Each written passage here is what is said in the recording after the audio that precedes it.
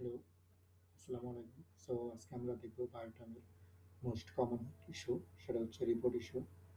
So first of all চলে যাব attendance অপশনে। অ্যাটেন্ডেন্স থেকে report option, daily report, daily report total time কার্ডে দেখতেছি এখানে টোটাল ৩ জনের রিপোর্ট আসতেছে মাত্র। Check in check out total ৩ জনের দেখাচ্ছে। সো আমরা যদি আজকের ডেটেরটা দেখতে চাই, এখান থেকে সব সিলেক্ট করে এখানে ট্যুরে দিয়ে দিলাম। সেখানে তাও দেখতেছি ৩ জনের ডাটাই শো করতেছে। সো আমরা প্রথমত ট্রানজ্যাকশন ডাটা চেক করব। ট্রানজ্যাকশনের ডাটা যদি থাকে তাহলে রিপোর্ট নিয়ে আসা সম্ভব। আর ট্রানজ্যাকশন ডাটা না থাকলে রিপোর্ট নরমালি আসবে না।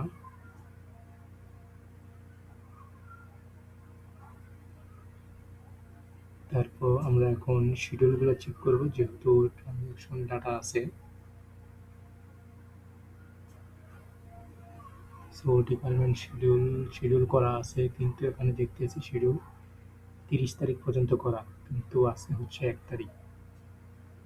শিডিউল এক্সপায়ার্ড হয়ে গেছে। সো আমরা সব শিডিউলগুলো ডিলিট করে আবার নতুন করে ক্রিয়েট করব।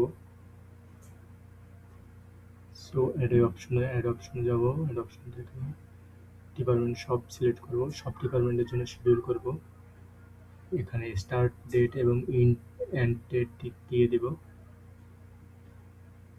এখান থেকে আমরা শিডিউলের ডিউরেশনটা অনেক বাড়িয়ে নিব। সেক্ষেত্রে আমরা এখানে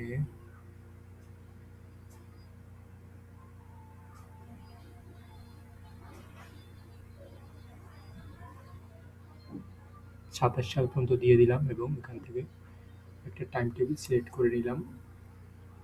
সো এখন আমাদের এখানে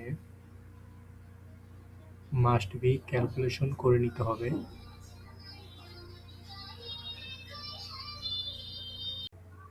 সো এখান থেকে আমরা মাস্ট বি ক্যালকুলেশন করব। So calculation successful. দেন আমরা চলে যাব রিপোর্ট অপশনে, সার্চ দিলাম। এই যে রিপোর্ট এখন চলে আসছে। এখানে যাদের ফাঁকা দেখতেছি, দ্যাটস ওয়াই তারা পাঞ্চ করেনি, দ্যাটস ওয়াই তাদেরটি আসেনি। যারা যারা পাঞ্চ করছে তাদেরটা চলে আসছে। So that's all of it. Thanks for watching.